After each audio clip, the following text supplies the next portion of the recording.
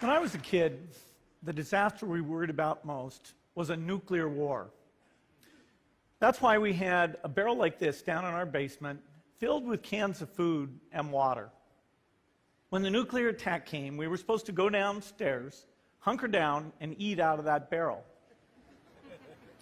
Today, the greatest risk of global catastrophe doesn't look like this.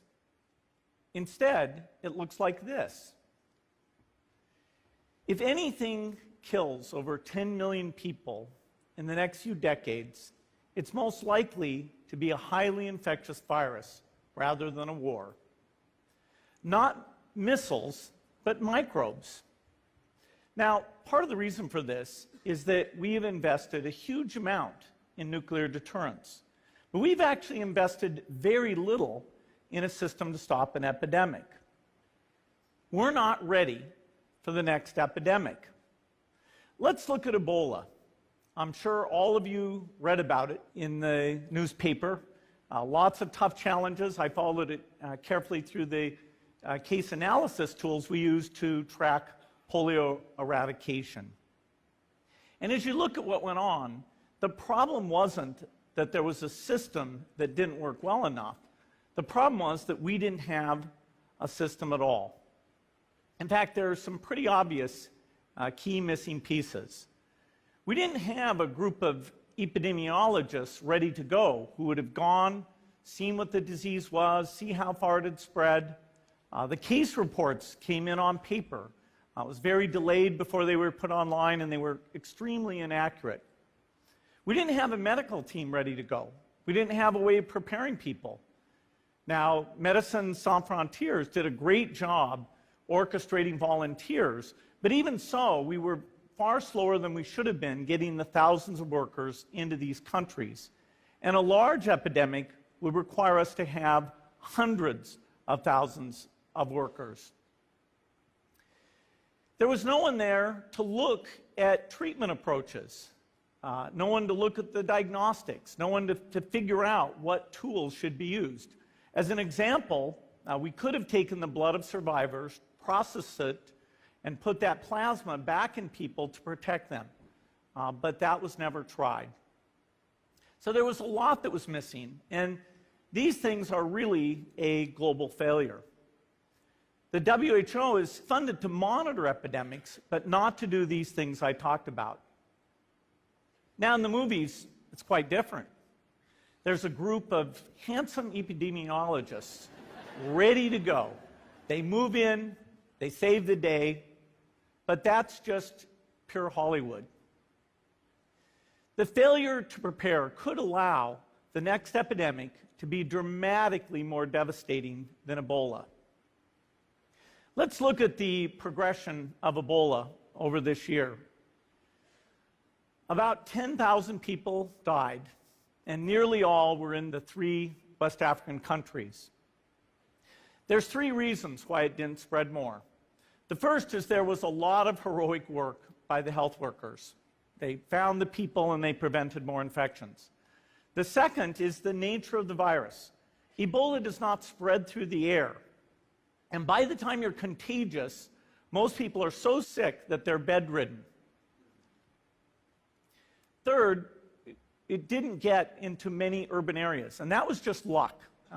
If it had gotten into a lot more urban areas, the case numbers would have been much larger.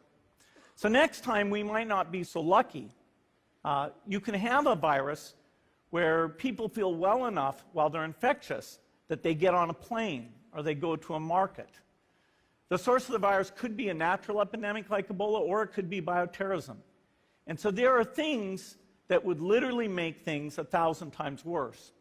In fact, let's look at a model of a virus spread through the air like the Spanish flu back in 1918. So here's what would happen. It would spread throughout the world very, very quickly. And you can see there's over 30 million people die from that epidemic. So this is a serious problem. We should be concerned. But in fact, we can build a really good response system. We have the benefits of all the science and technology that we talk about here. We've got cell phones to get information from the public and get information out to them. We have satellite maps where we can see where people are and where they're moving.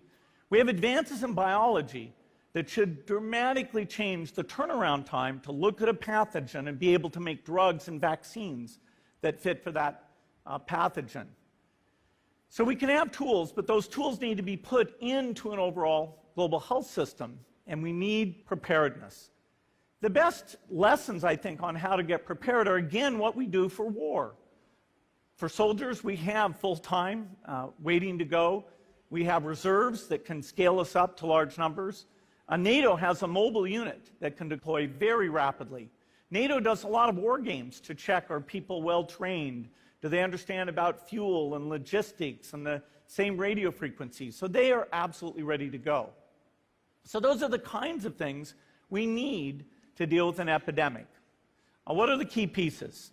First is we need strong health systems in poor countries. That's where mothers can give birth safely, kids can get all their vaccines, but also where we'll see the outbreak very early on. We need a medical reserve corps, lots of people who've got the training and background who are ready to go with the expertise.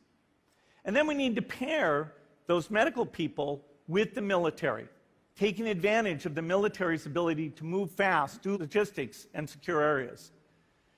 We need to do simulations, germ games, not war games, so that we see where the holes are. The last time a germ game was done in the United States was back in 2001, and it didn't go so well. So far, the score is germs 1, people 0. Finally, we need lots of advanced R&D in areas of vaccines and diagnostics. There are some big breakthroughs, like the adeno-associated virus, that could work very, very quickly. Now, I don't have an exact budget for what this would cost, but I'm quite sure it's very modest compared to the potential harm.